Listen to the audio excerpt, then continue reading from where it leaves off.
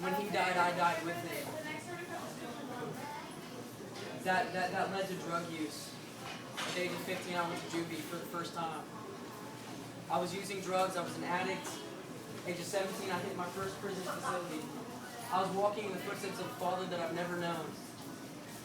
I got out of jail within 6 months. I got my GED. I got kicked out of Flower Mound High School. I never got my diploma there.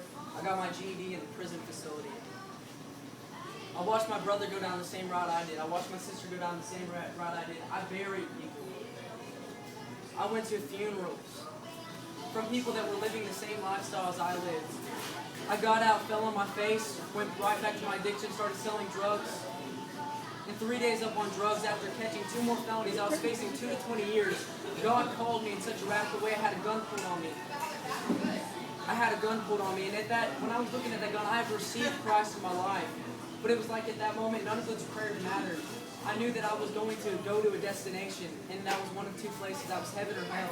And I solely believed with all my heart that I was going to hell. I ran that night crying because I knew any second I was going to have my family come to my funeral. I've been to many funerals, and I knew that was my fate. Later that night, I got arrested. I called the cops. I couldn't even go to the cops. I had warrants out for my arrest. So in a moment like that, I had to call the cops, but they couldn't even help me because I was going to get locked up and go to prison. I called them, hung up, they tracked my phone, I got locked up. That night, an officer looked me straight in the face. And that officer had a brain tumor. Not only did he have a brain tumor, but he had 3 kids, 2 sons and a daughter. My grandpa raised me, my brother, my sister, 2 sons and a daughter. He had a tumor on the back. I said, is that cancerous? He said, no, not yet. But I could die any second from a brain aneurysm. At that exact moment, I started asking him, do you believe in God? Me not even believing in God myself. I stopped believing in God at 13 years of age in my life. I said, do you believe in miracles? The only miracle that I ever desired to see was my grandpa getting out of that hospital and fishing with me. I never saw it. At that exact moment, I looked at him. I said, can I pray for you? He walked over to me, filled with tears. His wife sees him dying. His kids see him dying.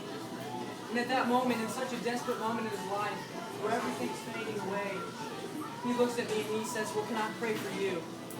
And then I realized that my grandpa, who was dying of cancer, was not concerned about me praying for him because he was dying praying for me. I received Christ in my life that night. My name, my identity in jail was 1722907. I got adopted. At 13 years of age, I didn't have a dad. I lost the only dad that I had, and I was mad at the only dad I had left. And even in the midst of my addiction, that dad came to me. That dad adopted me.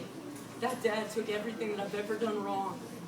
And he said, you know what, you deserve hell, but I'm giving you my son. And that man 2,000 years ago, who picked up this cross, denied himself, accepted me. And I received it. You know what? That officer got healed. He got healed. I didn't see my grandpa get healed at the age of 13, but when my life changed, I saw a man get healed. I saw a family restored. I saw reconciliation. Not only that, but I've been seeing miracles ever since then. I've seen people drop their crutches, get up and walk. I've seen a girl by the name of Kim, 31 years old, on her birthday, get up out of a wheelchair. Her mom's crying, all of her friends are crying, she's crying, and she walks out pushing the wheelchair that she just got out of. Jesus is coming back, and he's coming back soon, and he's going to be looking for those who are looking for him.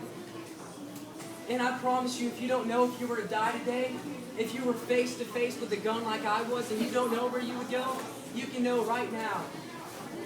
You can know right now God is calling his children. All you have to do is say a prayer. It's simple. Jesus, would you come into my life? Would you change me from the inside out? I'll live for you. That's all you got to do. If there's anyone who wants that, maybe you're with a friend right now and it's awkward. And you're like, well, what will my friends think? If your friends love you, they'll walk with you to heaven. I'll be outside if anyone wants to receive Christ.